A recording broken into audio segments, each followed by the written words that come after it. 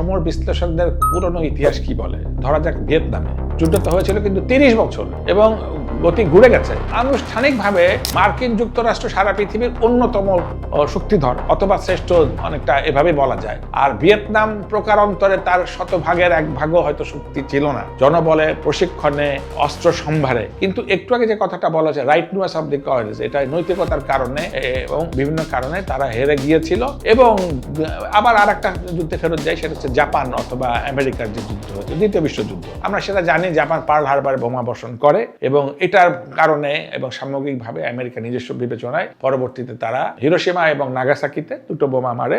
তার ফলে Hiroshima Nagasaki পুরোটা ধ্বংসপ্রাপ্ত হয়, পরবর্তী দ্বিতীয় বিশ্বযুদ্ধ থেমে যায়।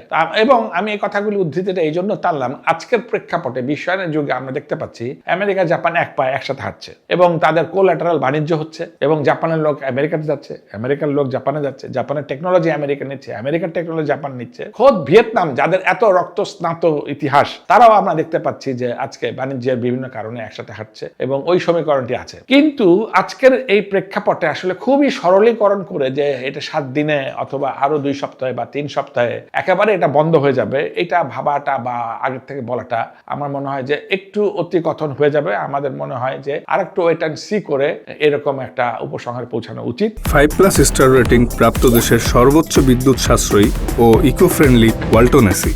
Walton air conditioner, smart comfort এখন নেক্সট লেভেলে।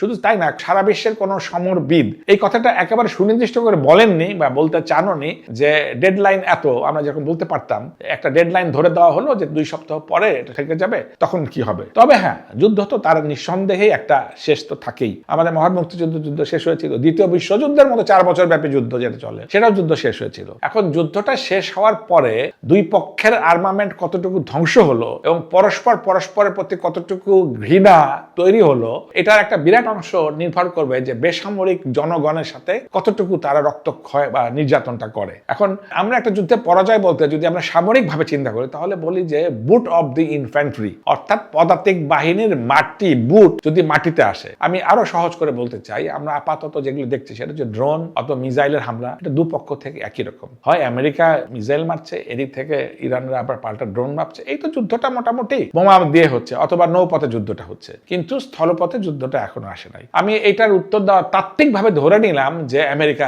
জিতেছে। আমি নৈতিকভাবে বা কৌশলগত এটার সাথে একমত পোষণ করি না, আমি একটা উদাহরণ হিসেবে এই প্রসঙ্গটা টানলাম মাত্র। তাত্ত্বিকভাবে ধরে নিলাম আমেরিকা জিতে গেল এবং ইরান পরাজয় মুখোমুখি হচ্ছে। তাহলে পরে আমেরিকার সৈনিককে নামতে হবে মাটিতে, নেমে পায়ে হেঁটে পদাতিকরা অথবা তাদের যে মেকানিক্যাল কলাম আছে তার মাধ্যমে যে তেহরানে আসতে হবে এবং তেহরানকে আনুষ্ঠানিক বলতে হবে যে, যেমন আমাদের মহান মুক্তিযুদ্ধ ঘটেছিল, আমরা দেখেছি যে দুইটি পক্ষ, দুই দেশের রাষ্ট্র সমন্বয়করা বসে একটা চার্টারে একটা তারা সিগনেচার করে, ঠিক সেরকম ভাবে একটা সিগনেচার দলিলে স্বাক্ষর হবে যে তারা পরাজয় বহন করে নিল। এটা হচ্ছে যে মোটামুটি কনভেনশন। সেক্ষেত্রে পরবর্তীতে আবার যে দল হেরে গেল সে সুর উল্টে বলতে পারবে না, না আমি তো তখন এটা বলি নাই। সুতরাং ডকুমেন্ট থাকলো, তথ্য প্রযুক্তির যুগ, তখন এই যে ঘটনাটা ঘটবে, আমাদের 71-এর সবগুলো ছবি আছে। তাহলে এখনকার প্রেক্ষাপটে তো আমরা ধরেই নিব যে ঘটনাটা ঘটুক না কেন এটা সারা বিশ্ব দেখবে। তো এরকম যদি একটা ঘটনা যদি ঘটেই যায়, তার তখন আসলে এটা বলা যাবে যে এই ঘটনাটা মনে করেন আমাদের মহান মুক্তিযুদ্ধের জন্য যে ক্ষতটা সৃষ্টি করেছিল, সেই ক্ষতটা আমাদের আসলে কি আজও পর্যন্ত গেছে। তো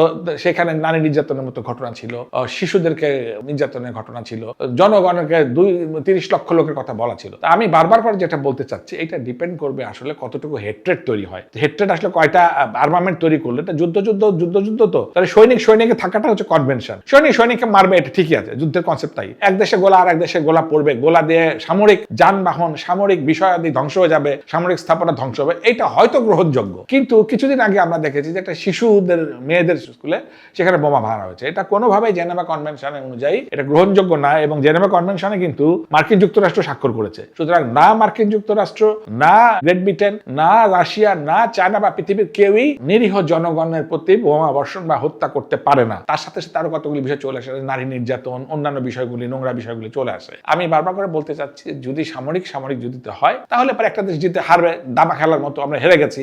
আর সেই ক্ষেত্রে পারে আমার ধারণা হয়তো তারা পরবর্তীতে একটা সিদ্ধান্ত নিতে পারে। কিন্তু এটা যদি পরবর্তী জনযুদ্ধের মতো হয়ে যায় এবং এটা যদি তৃণমূল পর্যায়ে চলে যায় এবং প্রতিরোধটা যদি তৃণমূল পর্যায়ে আসে, তারা যদি মনে করে তাদের আয়াতুল্লাহ, তাদের সর্বোচ্চ নেতা, তাদের জন্য তারা জীবন বাজি করতে পারে, এটা দীর্ঘমেয়াদে যদি চলে যায়, তাহলে পারে এটার খুব সরলীকরণ করে এক কথা উত্তর দেওয়া খুব মুশকিল।